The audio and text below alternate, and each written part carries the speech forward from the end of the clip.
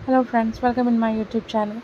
तो आप जैसा फ़ोटो में देख रहे हो, ये नवरात्रि के 9 दिन में मैंने माता रानी को घर में बिठाया था। और ये बाहर हमारे घर के पास में ही एक मंदिर था लक्ष्मी माँ का, तो हम वहाँ पे गए हुए थे। तो वहाँ की ये वीडियो है।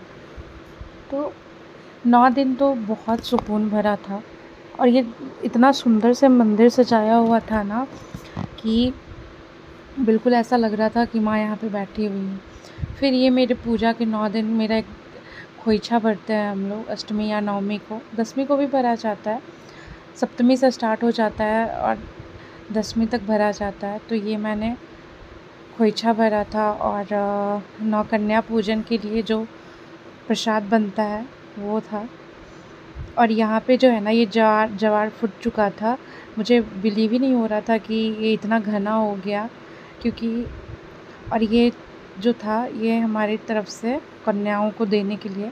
और यहाँ पे आप जैसा देख रहे हो, कन्या पूजन स्टार्ट है। तो मतलब ऐसा हो गया था, रात के 10-11 बज गए थे बच्चों को। 10-11 तो नहीं, लेकिन 8-9 बज गए थे। और ये हवन के लिए मैं गई थी यहाँ पे। और जैसे ही वहाँ से हवन करके हम निकले ना, उसके बाद ये देखो पुणे की बारिश, ये कभी भी हो जाती है। और सच में मतलब जो लोग कहते हैं ना कि मुंबई की बारिश और महाराष्ट्र की बारिश, जो भी आप कहो, कभी भी हो सकती है, तो कुछ ऐसा ही था यहाँ पे।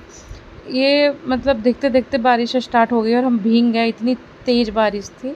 5 मिनट का रास्ता था हमारा मंदिर से घर को, और हम पूरी तरीके से भीग गए थे। पर ठीक था, जितनी भी थकावट था और जितना भी 9 दिन का वो स्ट्रगल था ना, वो सब पानी के साथ ही धुल गया। हम थोड़े से फ्रेश फील कर रहे थे। और यहाँ पे देखो, आप जो मंदिर बोला था ना मैंने लक्ष्मी जी का, वो ऐसा यहीं पे मंदिर था।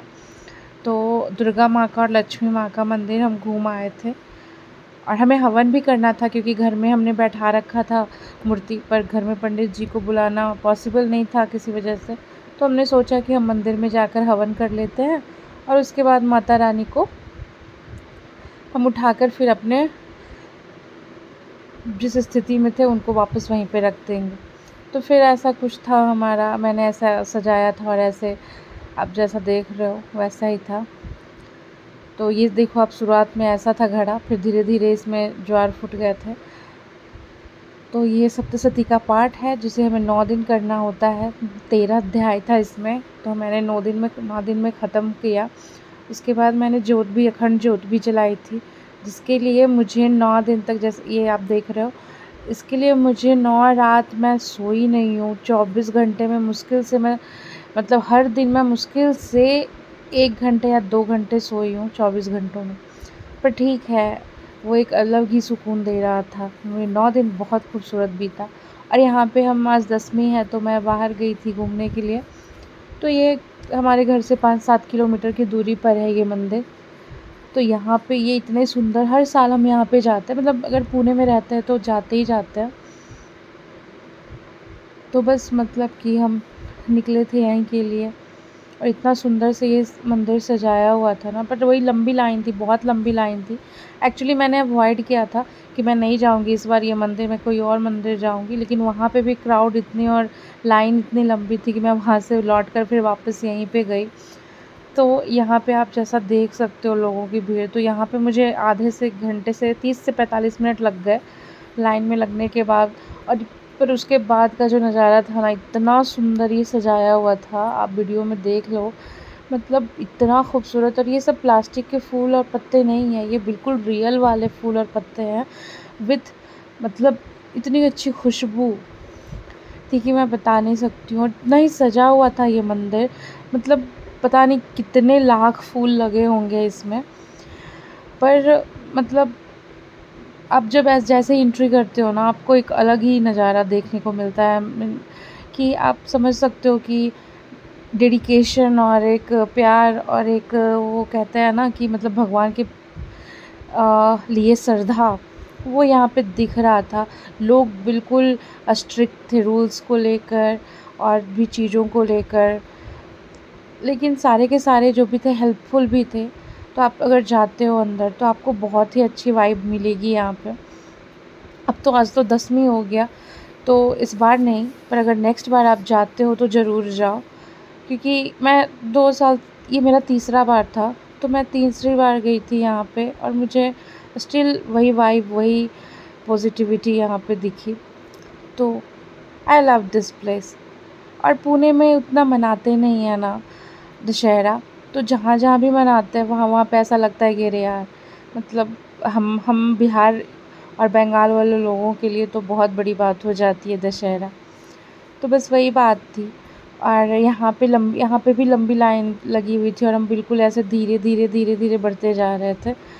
तो मैं तो बिल्कुल एंजॉय कर रही थी पूरे मोमेंट। यहाँ पे जिस जिस तरीके से सजाया हुआ था ना, मैं तो मतलब जिसने भी सजाया हो, पैसे तो लिए होंगे उसने, but it doesn't matter because इतना सुंदर दिख रहा था चारों तरफ। और यहाँ पे जो मूर्तियाँ भी थी ना, इतनी सुंदर से सजाई हुई हैं मूर्तियाँ। वीडियो में उतना क्लियर नहीं आ पाया है, बट जब आप मतलब वहाँ पे जाकर उसको ये करोगे ना, एक्सपीरियंस करोगे, तो वो अलग ही चीज़ होती है।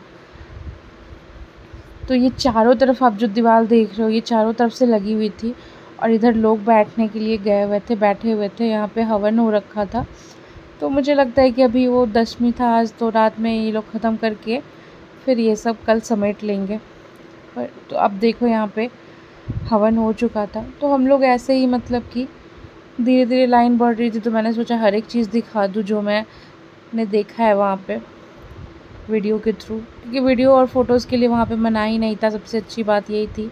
अदरवाइज़ तो आजकल सारे मंदिर में और छोटे छोटे चीज़ों में भी आप वीडियो नहीं बना सकते और ये नहीं कर सकते, वो नहीं कर सकते वाले रूल्स लगे हुए हैं।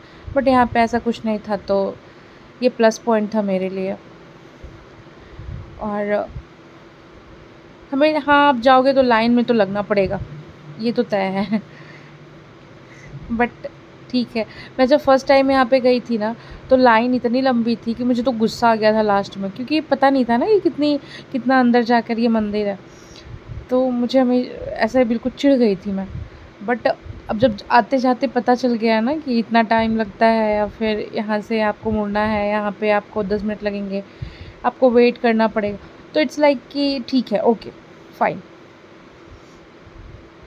तो बस वही था, हम धीरे धीरे बढ़ रहे थे माता की ओर।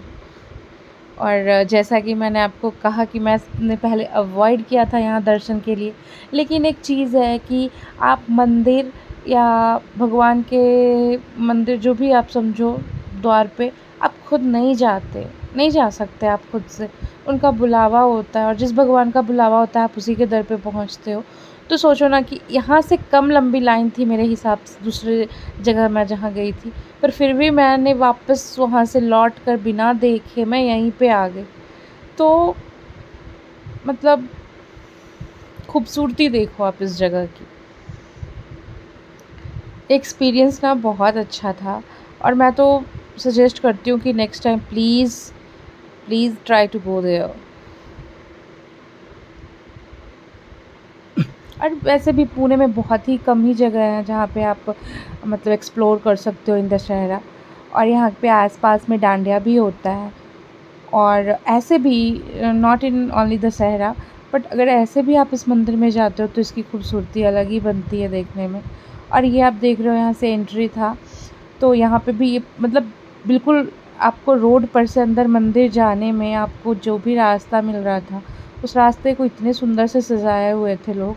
और ये साइड में आप देख लो, लाइनें, इतनी लंबी लाइन लग चुकी थी। हम वहाँ से मंदिर से हम लौट रहे थे, तो लौटते टाइम मैंने ये वीडियो बनाया ताकि मैं थोड़ा सा अच्छे से बना सकूँ। अदरवाइज़ आते मंदिर जाते टाइम ना बहुत क्राउड थी, तो वीडियो में बार बार ऐसे डिस्टर्बेंस हो रहा था।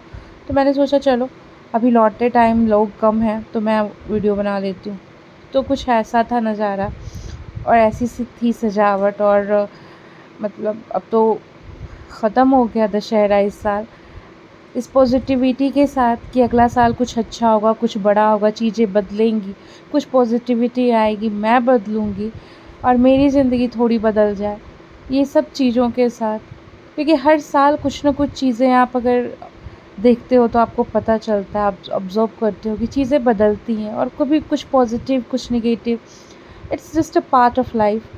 तो उसके लिए हम ब्लेम नहीं कर सकते, कोई शिकवा शिकायत नहीं है, और ना ही कोई गिला है कि क्यों। तो बस यही सब के साथ हमारा दशहरा और दर्शन अच्छा रहा, सुखमय रहा, आनंददायक रहा। और घर पे भी माता रानी थी, तो वो भी बहुत अच्छा लग रहा था हमें 9 दिन उनके साथ रहना। और यहाँ पे हमारा ये लास्ट स्पॉट था 10वीं के दिन का, क्योंकि हम बहुत दिन के बाद 9-10 दिन के बाद हम प्याज खाने वाले थे और थोड़ा बैक टू नॉर्मल लाइफ हम जीने वाले थे। आई विश कि आप सबकी ज़िंदगी में पॉजिटिविटी है और आप सभी खुश रहें। थैंक